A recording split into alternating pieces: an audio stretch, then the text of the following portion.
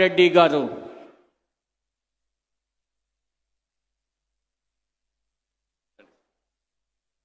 నేను ఆనం రామనారాయణ రెడ్డి అనే నేను శాసనము ద్వారా నిర్మితమైన భారత రాజ్యాంగం పట్ల నిజమైన విశ్వాసం విధేయత చూపుతానని, భారతదేశ సార్వభౌమాధికారాన్ని సమగ్రతను కాపాడుతానని, ఆంధ్రప్రదేశ్ రాష్ట్ర మంత్రిగా నా కర్తవ్యాలను శ్రద్ధతో అంతఃకరణ శుద్ధితో నిర్వహిస్తానని, భయం కానీ పక్షపాతం కానీ రాగద్వేషాలు కానీ లేకుండా రాజ్యాంగాన్ని శాసనాలను అనుసరించి ప్రజలందరికీ న్యాయం చేకూరుస్తానని దైవసాక్షిగా ప్రమాణం చేస్తూ ఉన్నాను.